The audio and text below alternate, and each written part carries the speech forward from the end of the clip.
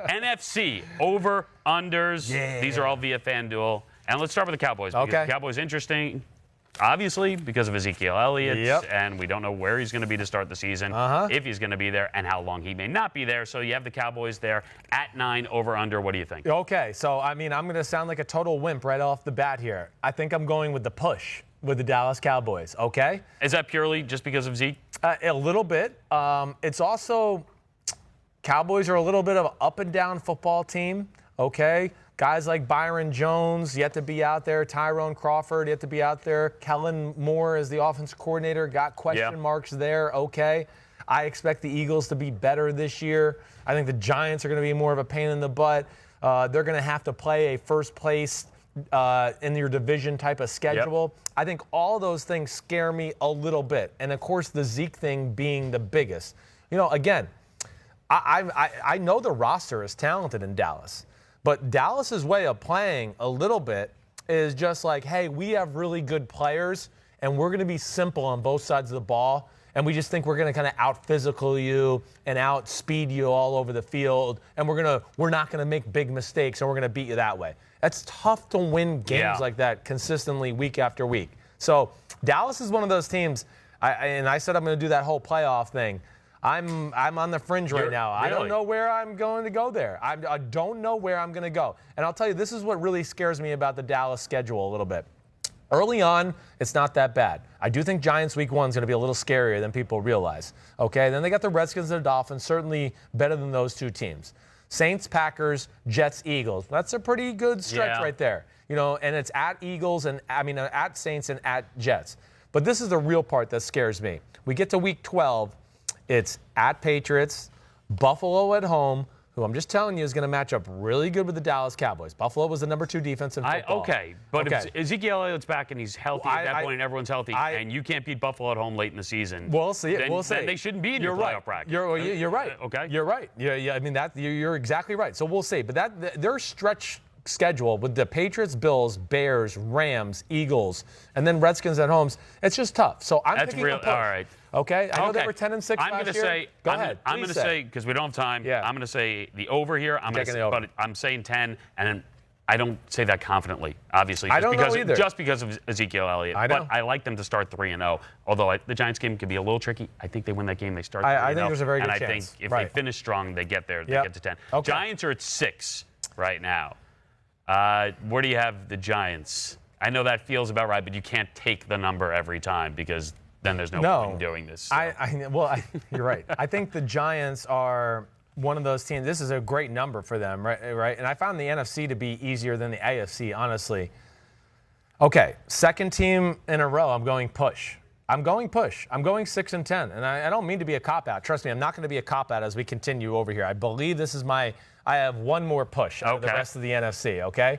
But I'm going push, all right? I don't see them being 5-11. I think they're going to be a 6-10 team who's going to be a real pain in the butt all year long and probably lose a handful of games late in the football game.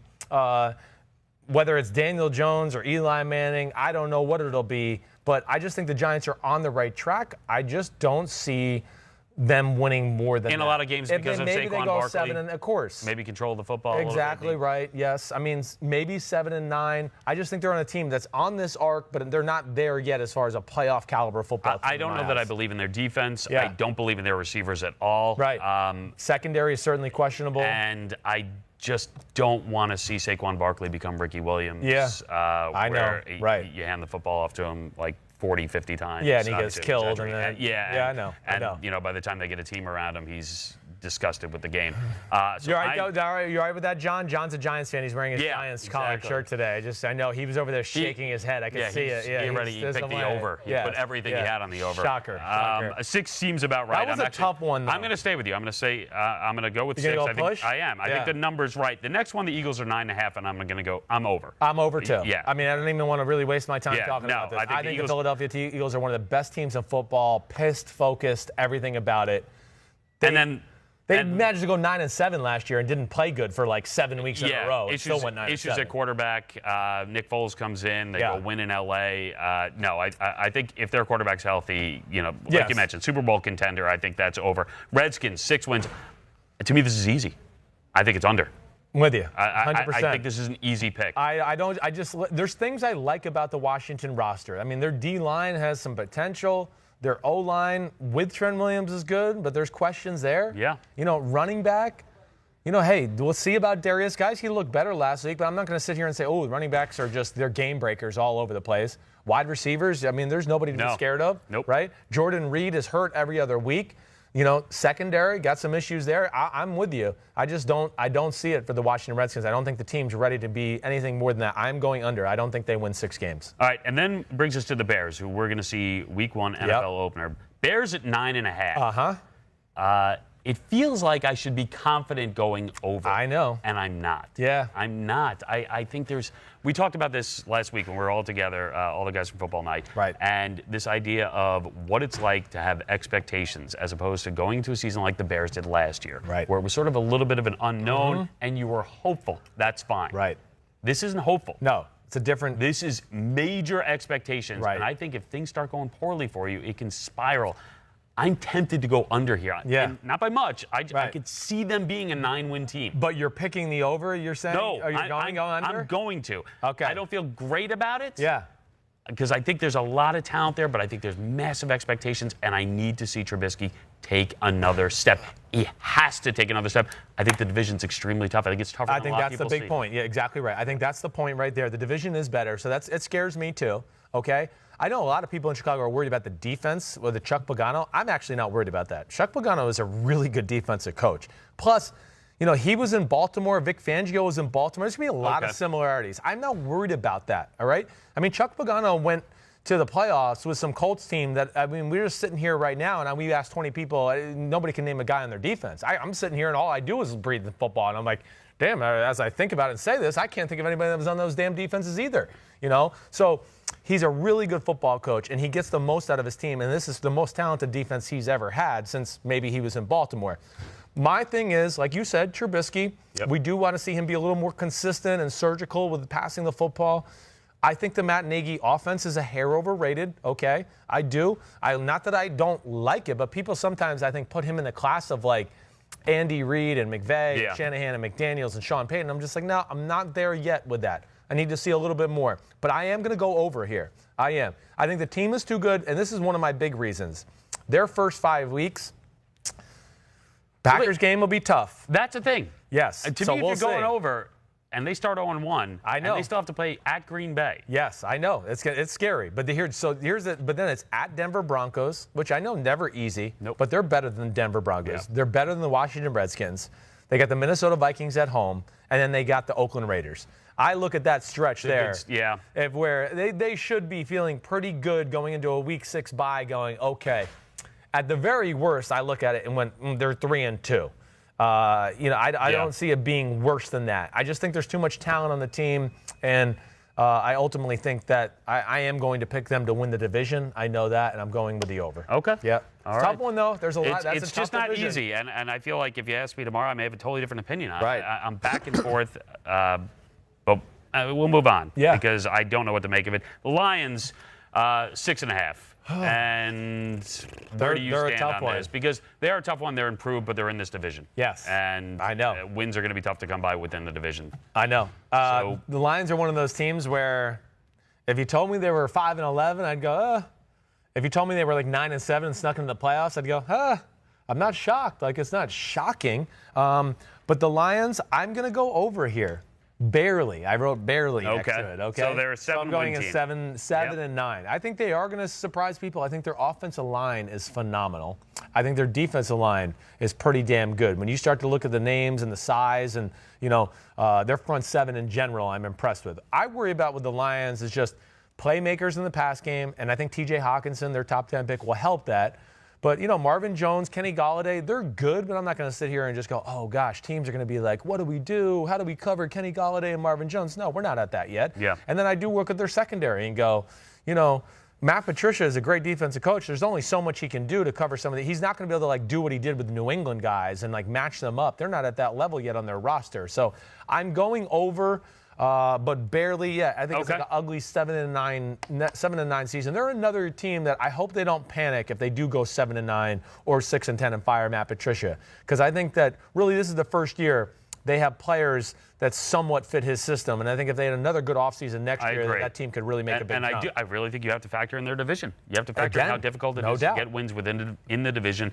They're a weird team for me because I was there Sunday Night Football when they beat the Pats at home, and nobody saw that coming, and that stayed with me. I know. And there's always a thought, if they can beat the Pats at home in a situation like that, how can I not pick a team to get to and didn't just wins? win, they kind of dominated the game. Exactly. I know. I like them at 7. I think seven's a good number. Yeah. So I would take them. I wouldn't. Yeah, 7's good. Then there's the Packers. Yeah. And they're at 9. And I'm assuming, based on your love affair with Aaron Rodgers, that you're going. I don't let my love affair go crazy. I don't just go, I love this one person and I'll. How about this? How about all the additions on defense and offensive line should be a little bit better? No, I know. They should have a run game, just because Matt LaFleur and Nate Hackett being there. My biggest question is Matt LaFleur and the offense. I mean, I don't think he was worthy of getting this job right yet. I've said this a lot. I think he's a guy that certainly was on my radar for being a future prospect of being a head coach. He didn't prove to me he was ready last year with the Tennessee offense. I certainly didn't turn on film and go, whoa, this is some groundbreaking stuff. 27th in the league in offense. Exactly. Right? There you go. So exactly. I mean, that to me is a little crazy, and that's a big unknown for me. I'm going push. This is my last push, I promise. Okay. I'll just make sure. Okay, this is my last push. There's a lot of teams left. I know, but this is my last push. And I don't know. I have Tuesday, I'm going to have to really sit down this weekend to go, am I going to put the Packers in the playoffs? I really don't know. Now, the defense is going to be better. We know, I'm hoping there's going to be a little bit better of a run game, and it is Aaron freaking Rodgers. Yeah. I mean, you can say what you want. He's still worth a few wins every year. But, other than Devonta Adams, it's kind of unproven at that position. Jimmy Graham's certainly been underwhelming at tight end to this point. So I have those type of questions that I don't think Green Bay is capable of just running away with anything.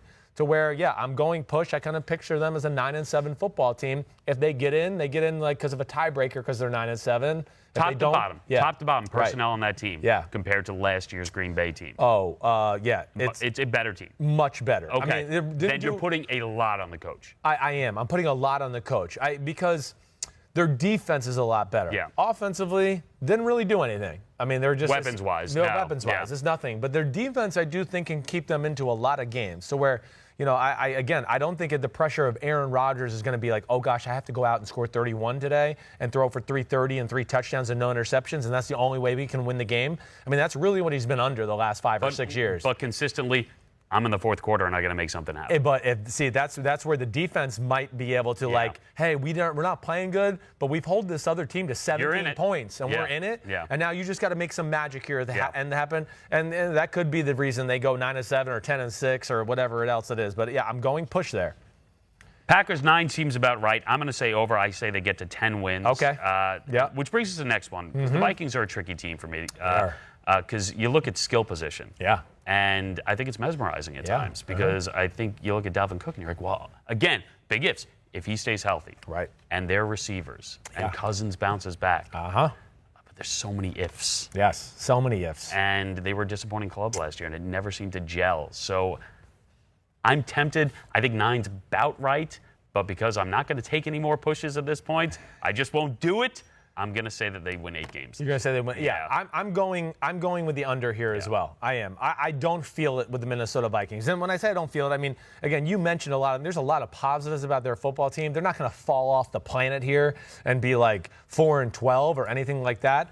My big questions, again, I think it's Thielen and Diggs are really the only 2 guys. I'm not so sure I feel necessarily confident. I feel confident that their run game will be better because of Gary Kubiak, and he has proven that he knows how to run the football, whether he was with the Houston Texans or the Denver Broncos when they won the Super Bowl, that Shanahan scheme. But Kevin Stefanski is a huge question mark for me, again, as the offensive side of the ball.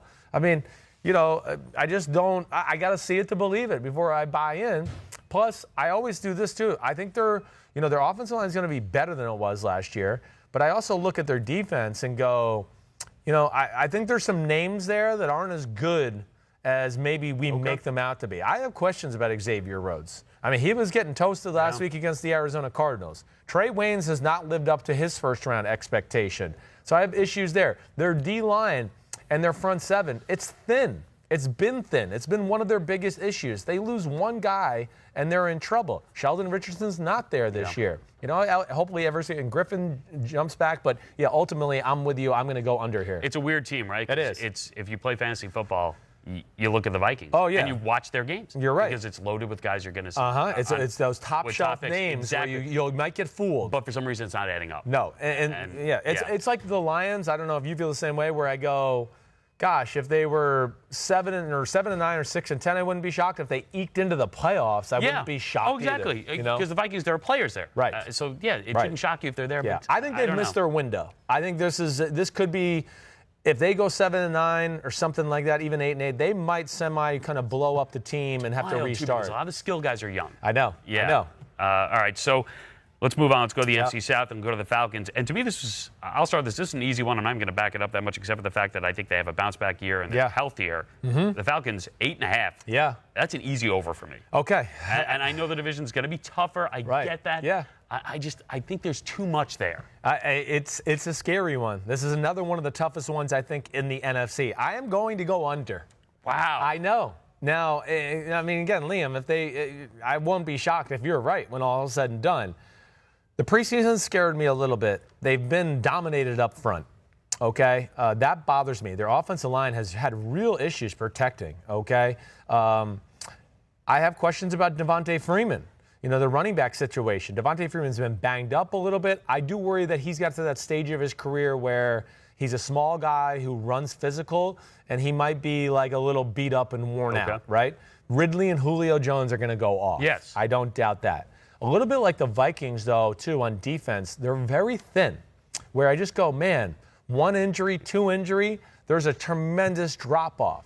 I'm not a huge fan of their corners on the outside. I love Keanu O'Neal and Deion Jones and Grady Jarrett and that. I do. But then, top-tier pass rushers off the edge, okay. I mean, there's some good there, but I don't know if there's like some game breakers there. I'm just not sure if I look at it that way. I think they're going to be a real pain in the butt.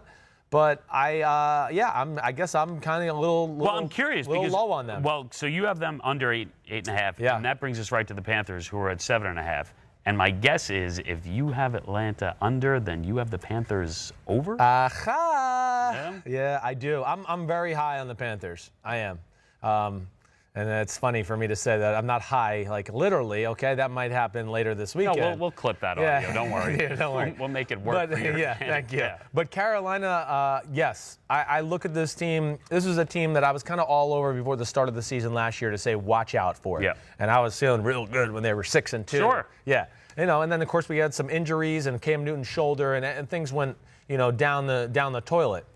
But I think it's the most talent Cam Newton's ever had around him before, okay? With Curtis Samuel, DJ Moore is going to be a superstar. I really do believe that. Christian McCaffrey, we saw how dangerous he is. Don't forget, they've still got Greg Olsen there at tight end, who's been hurt a lot. But the other guy that they played last year when he did get hurt is Ian Thomas. Big thing is, though, the O-line's real for the first time in a while. And then I look at their defense and go, front seven, nobody's just going to bully the Panthers' D-line. And I kind of like Bradbury. And the other kid they have from Louisiana, their corner, he's really fast and like a rocket. He's got 2 rockets up his ass. Everybody's going to have to believe me. He's really good, okay? It's actually driving me crazy. Dante Jackson? Yes, exactly right. Thank you very much. Don't worry, that was someone that could show. Oh, okay. You should have totally credit for that. You said 2 rockets up there. They knew and they were like, they knew what I was exactly talking about. Yeah, I just look at them that way, and I go, I like the offense Norv Turner has orchestrated around Cam Newton. It's got a great little old school smash mouth football, aggressive down the field passing with like some college read options, spread option stuff on the edge. I'm with you. I'm worried about Cam Newton, obviously. Yeah, that's a big question. Shoulder surgery. He gets injured during the preseason, and now it's. I know. It feels like I'm waiting for something bad to happen to him. That's the key, because if he gets hurt, they're screwed. I just still tell you that. Their backup quarterback. You can basically say that about most of these teams we're talking about. A lot of you teams, go to Atlanta, it was the same thing, right? Yeah, like if the quarterback goes down, so Atlanta, I do believe that. That'd be one. But you're right. I mean, the number from 7.5 goes down to like 3.5. They're Here's my problem. Yeah, go ahead. Everyone keeps telling me to watch out for them. Yeah. I know. And I don't know why. It's just not sitting well. Yeah. Everyone's telling me, and when everyone's telling me something, maybe it's just my nature, but I feel like not listening. Yeah, okay. I got you. I feel like tuning it out at this point. I get you. That being said, they should get 8 wins. It's 7.5. They should get 8 wins. I'm fine with them there. I'm a little bit more conflicted about the Saints at 10.5 because I think 10-win team, I see that, and I think they are a Super Bowl contender, but if the division is better, 10 wins seems about right. So I'm tempted to go under just because I think they're a 10-win team. I'm with you. I'm going 10 wins as well. That's exactly right. So it's under, but I still think the Saints are a playoff team. Now, whether I think they win the division or not, I'm not sure about that yet. But, I do think there's going to be a little bit of a hangover from last year. It's another year of Drew Brees, who, again, even in the Jets game last week, I'll just say this. He did some good things, don't get me wrong. But there was a few throws with his arm where I just go, damn. Yeah, he got that in there. But it was like, everybody met at the ball at the same time, and his guy caught it, thank God. And I just don't know if you're going to get away with that all the time. And I do think it's hard to just be the king of the NFC for 3 straight years in a row and what they've done. So, yeah, I'm still a believer in the Saints. It's hard to overcome what they've had to overcome the last few years, but I still think there's just enough good on the team. And Sean Payton and his toughness as a coach and his creativity, I think just gives them enough of an edge to where I go, ooh, they get back in the playoffs. And if they get back in the playoffs, watch out. That'll be scary. And I always worry about teams, regardless of sport, who feel like they could have won it all. Yes. If things had broken differently. And that's their entire offseason. Yes. And they have to focus on that. Because to me, it's hard not to at this point think, end of the season playoffs. I can't wait till we get there so we can prove everyone wrong. Well, guess what? You got to play a lot of football before then, just to get to that point. So I worry about those teams a little bit early on. Yep. So I have an under. You have them under, but we're under close. With like a barely. I think they're a playoff team. I think they can still win the division. Yep. I think they can get 10 wins, but I'm going to go under. That leads us to the Bucs. Okay, and there are these pretty large expectations for the Bucs because new coaching staff and what can Bruce Arians do there? Jameis Winston be a different quarterback? It's 6.5, and I'm going to say I don't think it's going to change that much, wins and losses. I think they're going under 6.5 here, and I know a lot of people disagree with this, and they expect them to be a lot better. I don't. I think the division's too tough. I like them at like 6 wins, at 5 wins maybe.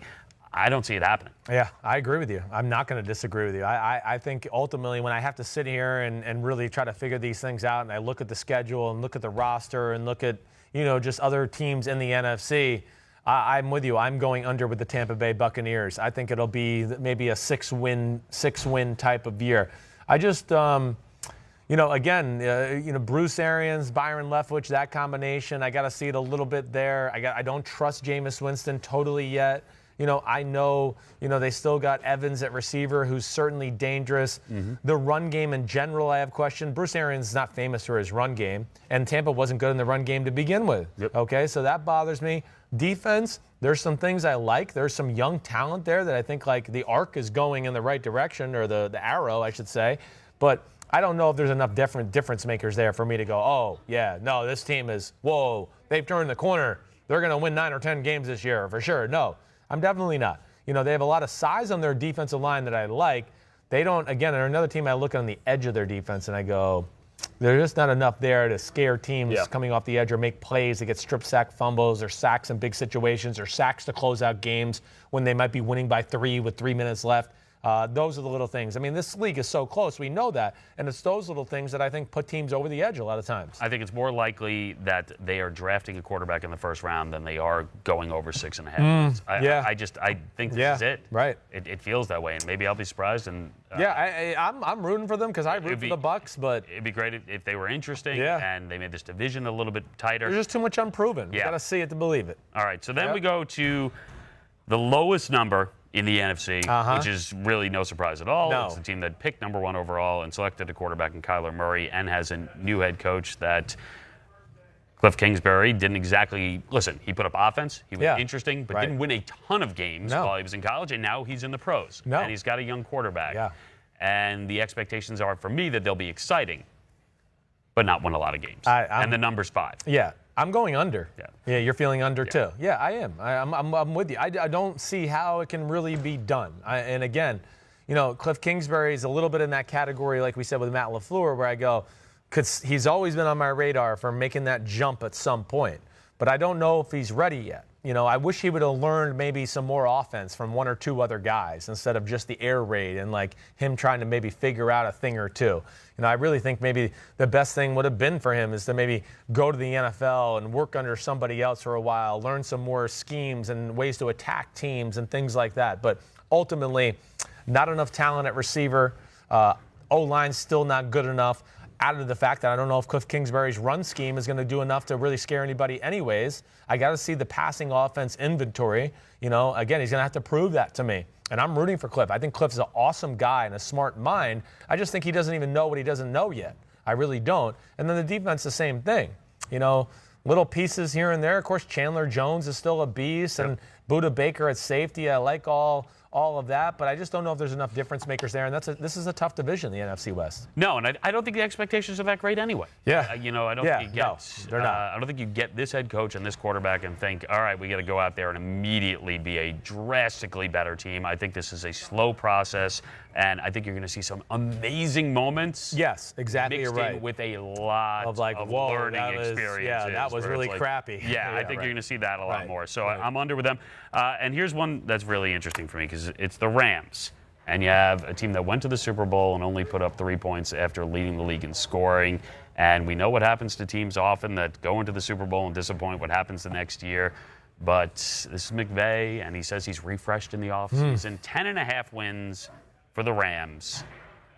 And I'll let you lead because I'm tempted to go under, but if you could sway me. You do. I'm going under them. I'm going under for the reasons you said.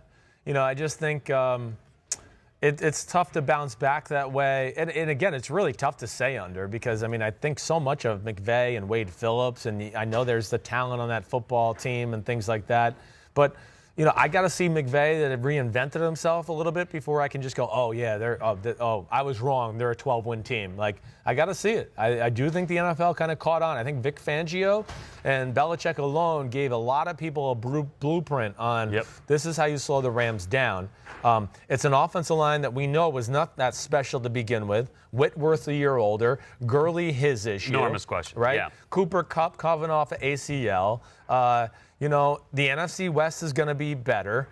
They're playing a true first-place schedule. They got to play against the AFC North. Those things, they scare me. There's no other way to put it. And it's the AFC South they got to play too. And I always am big on just looking at the start of the season. Yeah. And the start of the season at Carolina, you know, New Orleans Saints at Cleveland I believe on a Monday Night Football game. You know, it's a scary start. I wouldn't be shocked if we were sitting here going, the Rams are 1-2 out of the gate. And what's going on with the Rams? Do they have the Super Bowl loss hangover that you're talking about? Yeah, and I think you mentioned a lot of ifs there in terms of injuries and guys improving. And then there's, you know, listen, the quarterback, I wouldn't mind seeing him take another step here. Yes, he needs to. In terms of this becoming really just his team. Right. It is, but I want to see one more step there. I agree. He's got to. I don't know. It seems like a lot. I'm with you. Yeah. I'm going to say under 10-6, 9-7, right in that area. Yeah, right. exactly. Exactly right. All right. So this is one where we go to, and the 49ers, I'm interested. We just talked about Jimmy G earlier on. Gosh, I know. Wants to throw into coverage in preseason because he's testing those receivers out. The number's 8. There were only a few where I didn't have to go and dig and do a lot of research. It just felt right, and the under really feels right here. It does feel right. It does. I know. I don't have great expectations for this team. I think this is an under. I think there's going to be a lot of disappointment here. I'm scared of that too. I am scared. I mean, hey, come on. We know, total transparency. You know I'm rooting for the 49ers. It's one of my best friends in the world, and Kyle Shanahan. And I haven't talked to him, really. I have no idea how he feels about his team or anything like that. I'm, you know, Johnny Media member now, so I try to stay away and not make him feel uncomfortable or get in those kind of conversations and do that stuff. But they're a team that, I mean, Jimmy Garoppolo, as we mentioned at the start, is one of the biggest question marks in all of football. Now, let me just say some of the positives that I do like. The O-line is good. The D-line, their defense in general, I think is going in the right direction. You know, D Ford, Nick Bosa's injury situations and their history alone scare me. Quan Alexander at middle linebacker. You know, I guess what I would say here is I am going over, okay? But it's an ugly over. Okay? Like, I'm going to say maybe 9-7. I almost wanted to put a push here, too. Yeah. I think desperation a little bit is big in this case. That's fine. Yes. I mean, but I don't know. This is one of the teams where I'm really uncomfortable with the over-under, where I place this. I don't know in general. And you know what the weird thing is? You want to take preseason, and we say it all the time, especially if it's your team and they're not doing well in preseason. Right. You know, preseason, who cares? Right. But this is one of those where preseason has affected my opinion. Yeah, right. It has. And you don't like the look of what you've seen from Garoppolo and things like that? I don't. Yeah. It just doesn't feel, I'll put it this way, it doesn't feel crisp. Yeah, I agree. And yes, I mean, and I'm with you. It's really, really scary. I wouldn't bet on this one. I know that. But it's also preseason. It is also preseason. And you don't want to make too much of it, but I'm under there. And we finish off with the Seahawks. Yeah. Damn, that was I feel like it was a lackluster answer by me for the 49ers. Listen, I knew this was going to be difficult. Yeah, that's a difficult one for me. But I also think if I'd asked you a few months ago. Yeah. And we knew we knew less at that point. I think both of our answers would be over, and they'd be a little bit more emphatic. Yeah, I think you're right. I mean, he scared the shit out of all of us, for lack of a better phrase, Jimmy Garoppolo. He has. And I'll tell you another thing that scares me. They have found ways to shoot themselves in the foot the last 2 years. And the injury history of the 49ers the last 2 years, it's a real thing. It really does scare me. And especially, like I just said, with Bosa, Nick Bosa, D Ford, Quan Alexander. I mean, these are guys that have been hurt through their career, and that scares me. A big thing I think that will go a long way with the 49ers. They play two teams to start the year that they're more talented than. They should, on paper, they're better than the Buccaneers and the Bengals. But they got to go. Yeah. They got to go. They're road games. They're on the road. Where I go, if they end up 2-2 or 2-0 after the first two games, I think they make that over. Yeah. If they go 1-1 or 0-2, if they go 1-1, I'm like, I don't know. If 0-2. If they go 0-2, forget it. Yeah. It's not going to happen, and then we could be looking at 6-10 or something like that. Yeah. All right, let's finish up. Yep. Seahawks at 8.5. Yeah. I don't know. The Seahawks are one of these teams where if you start to bet against them to miss the playoffs. Yeah, I know. Something happens. Yeah, and Russell Wilson takes the snap and runs around in about 10 circles and makes a play, and something happens, and all of a sudden they're in the playoffs. Yeah. What happened in Seattle? Right. So 9 wins feels like a possibility. Yep. And I'm going to take the over just because I feel like the Seahawks just have this ability. Ability to hang around, be there, and be a pain. They're going to compete and play physical and do the right things in situational football. That's what they do. They don't ever ruin games. They don't lose games, the Seattle Seahawks. And then, they have a quarterback that's like, if he has the ball in his hand in the fourth quarter and they're losing, you go, they're probably going to win. Yeah. Because he's going to run around and make the damnedest throws you've ever seen. And you're going to go, okay, that's why they pay him $35 million a year. I mean, that's the reason. And it's not always easy playing. The big thing with them, I guess I look at this. I think their offensive line is fixed. I really do. I have faith in the offensive line, the run game. They showed me enough last year to go, things are on the right track, okay? The biggest thing I guess I look at more than anything is receivers that scare them, right? Yeah. And, receivers in that offense are not necessarily like, as compared to I might look at other offenses and go, they needed some receivers or they're in deep trouble. No, they play a different style of football, plus they have a quarterback who's just different than most quarterbacks in football too, who can get away with it a little bit. The defense, I do think, is going to be real. Now, no Jaron Reed early on in the year. Ezekiel Anza just getting back to practice right now. Their first-round pick, L.J. Collier, who's been hurt all through training camp because he had a really bad ankle sprain. That kind of scares me a little bit. But I think ultimately I look at the over here all the way. I'm with you. And this feels like a December push. Yes, right. For them to try to get in the playoffs. Right. Might be ugly early on in the year, and we're going, gosh, they're 4-3 or they're 3-2 and they've won ugly. But they're just going to continue to work and kind of perfect their craft of how they play. And, they're not going to, they're the ultimate, other than New England, 4-quarter football team. They really are. And they want to beat you up physically. And I do. I like the Seahawks this year. All right. So those are the over-unders. We did it. We did it. We made it through. I liked a lot of my research where I said, this just feels right. Oh, well, I think there's some of that. I mean, it's just what feels right is some of what I do too. I mean, this part of the year is a little bit gut. You got to look at hey, you play the percentages like you said with the Rams where you just go Super Bowl hangover. History just says it's not that good for the team next year. It is. I mean, sometimes you got to take that into account. I like it. Thanks for backing me up. No problem. Yeah. I mean, the gut's important. No problem. I'm here to, Hi, I'm Mike Tirico, and thanks for watching. Make sure to hit subscribe for the latest news and highlights from NBC Sports.